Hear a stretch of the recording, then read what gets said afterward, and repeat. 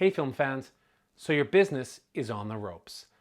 The model on which you built one of the greatest successes in US business history no longer seems to work.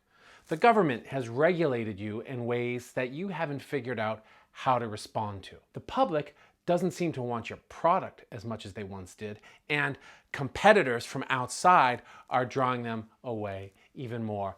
And even though you're still putting out a product of quality, no matter what you try, can't seem to curb the downfall. On top of that, near the end of all this streak of bad luck, a nationwide recession hits. In this video, I'm going to talk about the industrial situation of the US film industry in the late 1960s and early 1970s as we consider the rise and fall of New Hollywood.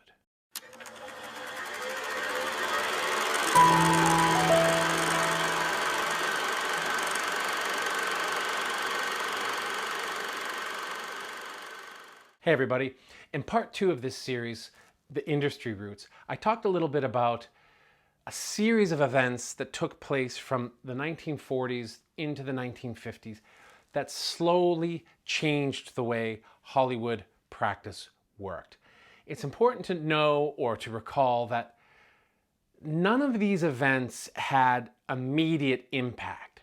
All of this took time to unfold, and throughout the 50s, Hollywood kept chugging along and doing really well. There was competition from television, and that never went away. That's still here today under slightly different guise.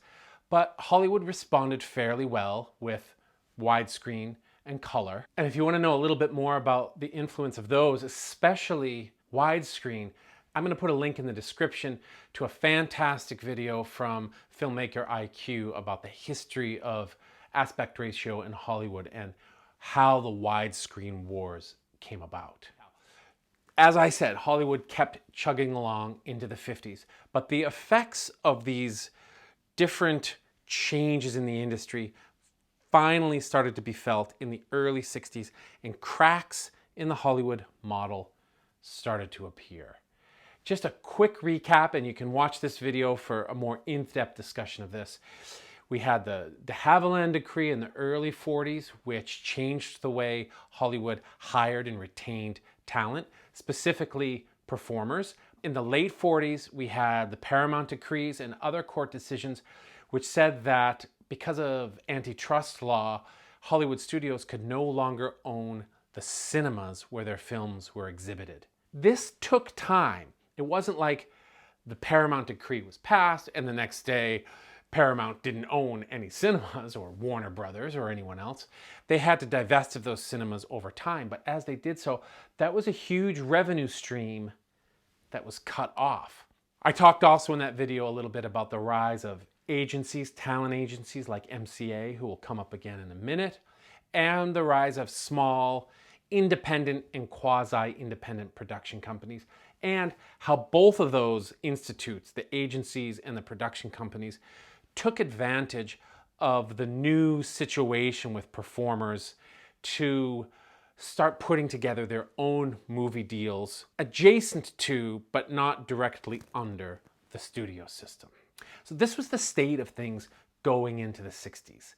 And the studios at that time were still mostly run by their founders, or by their founders' hand-picked successors. Jack Warner was still running Warner Brothers into the late 1960s. And while these men had had their finger on the pulse of what American audiences wanted to see in the 20s and definitely in the 30s and 40s, they started to lose their grip on that understanding as they aged, as audiences got younger, and as the world really began to change going into the 1960s. So what you have is a situation where the studios are no longer aware necessarily of what audiences want to see, and are no longer in control, or let's just say as in control, of the product going into cinemas as they once were, and they're no longer benefiting financially the way they once did. studios still made money, studios still made films, and studios still made films that were popular. The most popular film of the 1960s, the biggest box office hit of the 1960s.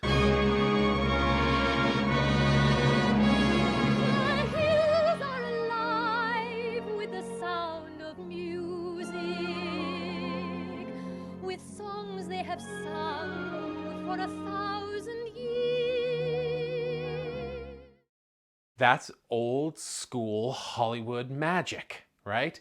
And it's a great film and it still holds up today. But increasingly throughout the 60s, the ability to make a Sound of Music was replaced by an overzealous effort to force a Dr. Dolittle onto audiences. When I look in your eyes, I see the wisdom of the world in your eyes. I see the sadness of 1,000 goodbyes. When I look in your eyes.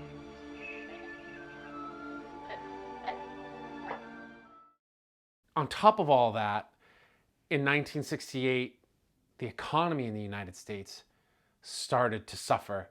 And although it was short-lived, the country went into a recession in 1969 into early 1970.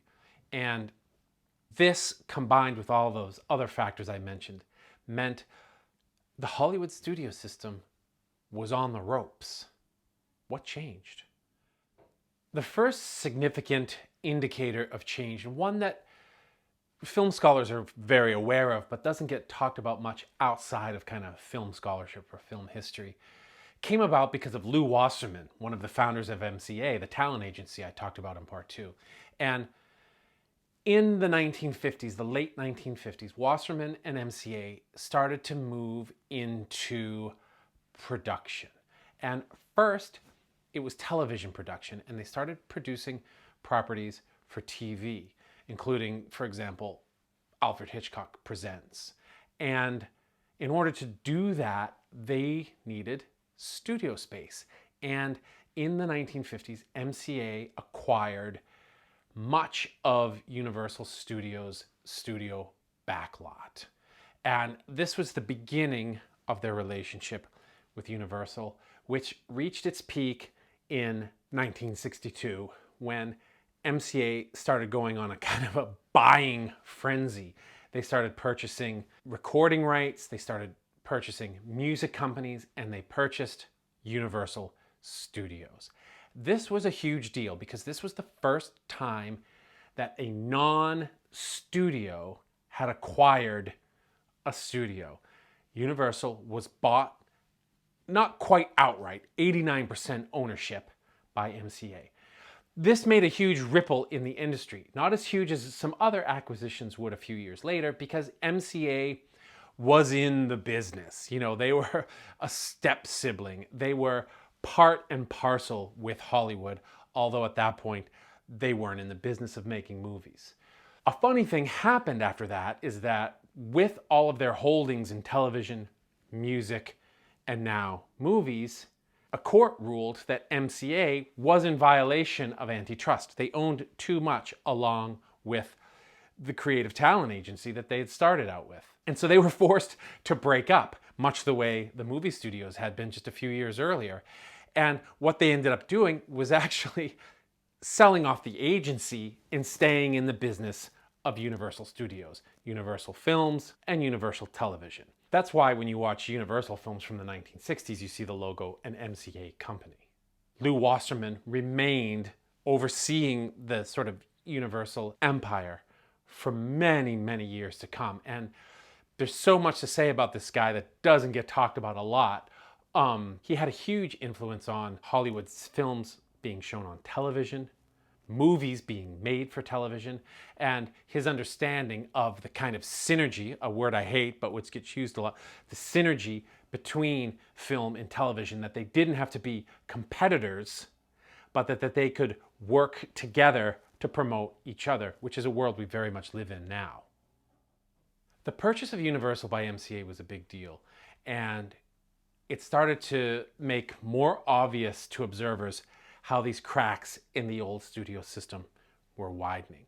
But in the meantime, Hollywood kept plugging along. And the situation, and it's very easy to sort of simplify this in a video like this. That's all we can really do. But the situation was that America was changing, the generations were changing. I don't want to get into sort of mythologizing the boomers, but the boomers were coming of age.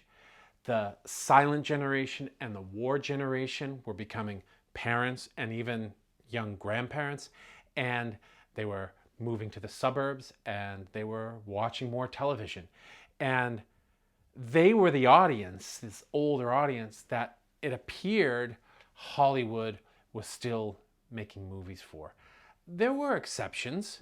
Stanley Kubrick's films in the 1960s were very different and geared towards a younger or a more sort of cinema astute audience. Sidney Lumet's films, Otto Preminger, and others. It didn't just happen in 1967 when Bonnie and Clyde came out. But for the most part, the studios were making big budget, extravagant films. Oftentimes musicals like The Sound of Music, but less successful ones as well. Biblical epics, Roman epics, medieval epics, spectacle, film as spectacle. And some of these films are much better than their reputation would have us believe. It's just that audiences weren't finding them at the time. Audiences maybe didn't want to see them.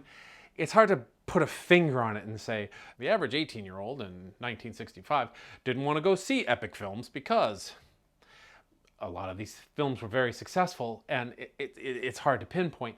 But it seems like, for whatever reason, young people who'd been the bread and butter of the cinema industry weren't going to see movies. So the studios continued to flounder. They were putting out some good product, but they were floundering, which made them ripe for acquisition. One of the studios that was doing very poorly was Paramount, and they were like a house on fire. They were getting rid of everything. They were selling off their real estate. They were selling off some of their television production companies. They were trying anything they could do to stay somewhat liquid in the face of these dire financial situations. And this made them ripe for takeover, which they were in 1966 when a company named Gulf and Western, headed by a guy named Charles or Charlie Bluedorn, bought them up. Gulf and Western was not a media company. Eventually, they would become partly a media company, but at the time they were not. So this was an example of a real outsider. Gulf and Western was in the mineral industry, in automotive parts. They made stuff. And when they purchased Paramount in 1966, this was a huge hit to the industry, or it seemed to be a huge hit to the industry, because all of a sudden now you had outsiders coming in directing a Hollywood studio. When Lew Wasserman bought Universal with MCA, he wasn't an outsider. Charlie Bluedorn was. What did this guy know about running a movie studio? Nothing. The good thing about Charlie Bluedorn was that he knew nothing. So he hired someone to run the studio for him. A guy named Robert Evans, who was a sort of pretty boy, not very successful actor who was getting into production and who all of a sudden found himself thrust to the head of one of the biggest entertainment companies in America. And this is important. And the reason is, when you hear directors from the era talk about the time, people like Paul Schrader or Francis Ford Coppola or George Lucas, you often hear them refer derisively to the suits. And I think that's quite interesting, because there's always going to be conflict between money and talent in an industry like movie making. But it feels like a lot of the time they're talking about a different generation. They're talking about the way the studios were run under the old Warners and Zukors and Selznicks and so on. Because the suits who ended up running the studios for a few years in the 70s were, for the most part, remarkably hands-off. And one of the things that they did was to take people like Robert Evans, talent-minded people, artistic-minded people, and put them as the head of the studio as a kind of intermediary between the suit and the talent. Because what happened then was, over the next 5 years, almost all the major Hollywood studios were acquired by non-Hollywood companies. Transamerica purchased United. Warner Brothers went through a few different ownerships with Seven Arts and Kinney National. Kirk Kerkorian and the Bronfmans kind of trade off MGM over the next couple of decades. And the studios that remained most successful during this period were the studios where the suits, the heads of Paramount and Transamerica, put industry people, talent-minded people in as head of the studio. So you get, for example, John Calley at Warner Brothers, or the Pickers at United Artists. And these were men at that time, for another decade or so, who came out of the industry and had an eye for what the youth wanted to see. They were men who were given the leeway to take risks on new kinds of films. They were allowed to make deals with BBS and the Mirisch Corporation and other independent production companies, encouraged to do so, so that Robert Evans at Paramount could take a risk on a film like Rosemary's Baby, or later The Godfather. And the men who ran the companies, like Charlie Bluhdorn at Gulf and Western, were happy for a while, for several years, to let their new studio heads run the day-to-day. They kept their hands on the purse strings. They got upset when films went over budget or over time, but they trusted the studio heads to run the show. Now, sometimes this also caused problems because these studio heads were creative types. So you get infamous stories about Robert Evans battling Francis Ford Coppola over their vision of what The Godfather should be, and Evans throughout his life taking a lot of credit for the final film of The Godfather, and Coppola saying Evans was full of it. Because Evans wanted that sort of creative cachet, that creative reputation. But for the most part, for some time, these suits, by which I mean the studio heads, not the industry heads, were almost seen as part of the gang. They also dated actors, they went to the parties, they threw the parties, they made creative contributions. They made decisions to allow a filmmaker like Hal Ashby to make a film like Harold and Maude. That was Robert Evans and his second in command at the time, Peter Bart. Yeah, hippie Hal Ashby, go up to San Francisco and make this morbid comedy about an 18-year-old who falls in love with an 80-year-old while he's distracting himself from pretending to kill himself so that he can get his mother's attention. What? Those are the kind of risks that these studio heads were willing to make. And the thing about those films, and this is where it comes back to the industry situation, is that a lot of those films, at least from 67 to about 75, were low budget films. Low budget films that made a ton of money. So, for example, you could have a film like In the Heat of the Night, which is an early example of this over at Transamerica and United. $2 million budget, $24 million box office. Those are numbers that Hollywood likes. But that's nothing compared to The Godfather, 3 or 4 years later, at Paramount, $7 million budget, $250 million box office. That's the kind of exchange where studio heads and corporate heads say, keep it coming. Or you have Warner Brothers make The Exorcist for something like $4 million and pull in $440 million. I've got good news to shout in your ears. The long lost dollar has come back to the fold. With silver you can turn your dreams to gold. Oh, We're in the money, we're in the money. We've got a lot of what it takes to get along. And if you look at The Exorcist today or The Godfather with their practical effects, they look great. They look real, they look fantastic. In the Heat of the Night is one of the most beautifully shot, beautifully performed, realistic looking films of the 1960s. These films still look great, and they were shot on low budgets, and they made a ton of money. All of a sudden, you have this kind of new prescription.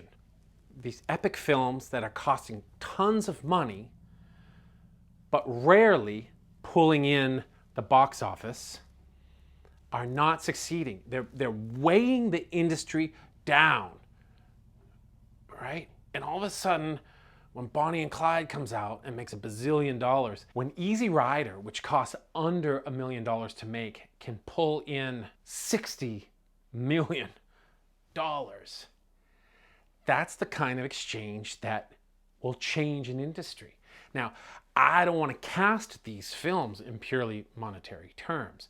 The worth of The Godfather is not its $250 million. The worth of Easy Rider is not its $60 million. But for business, which Hollywood is, to flourish, it has to make money on its investment.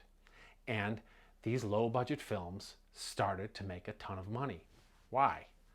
Well, first of all, because they were low budget, so just to recoup their budget required a lower viewership. But viewership started to increase. It took a while, but young people started going back to the movies. Why? Because they look up and they see themselves. They see their interests. They see a new way of making films. Films that are critical of the US. Films that are, it's veiled, but it's there, critical of US involvement in Vietnam. A film like The Wild Bunch, right? Which Sam Peckinpah said, we saw Vietnam on the news every night, so I wanted to make a bloody movie about how shooting people to death is painful. And people wanted to go see this stuff. And so you have an audience that has turned its back on its parents' and grandparents' Hollywood. What's that? What's that over there? Bonnie and Clyde? Black actors are starting to appear. Ethnic actors, Italians, Jews. Women are getting more prominent roles. Not that it wasn't still problematic for all of these different groups, but they're starting to appear on screen more, and audiences were like, yeah, I'll go see this, right? These movies are switched on. So what you have is a situation where the old system wasn't equipped to deal with its own demise. And the new system, which seemed at first proprietary, a takeover, driven by money men and bankers who knew nothing about talent and art. All of that stuff is true, by the way. I don't want to downplay it.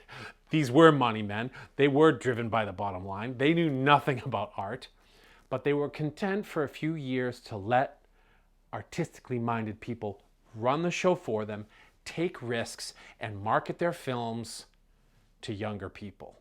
And it just so happens, if you watch part 3 of this series, The Movie Brats, there was a rising pool of talent chomping at the bit, anxious to make those kind of films. So when you put those two things together, you have studios willing to make low budget, quirky, eccentric, personal films, which just happened to attract a young audience that started to go back to the cinema to see these films in numbers big enough that the studios started to make money again.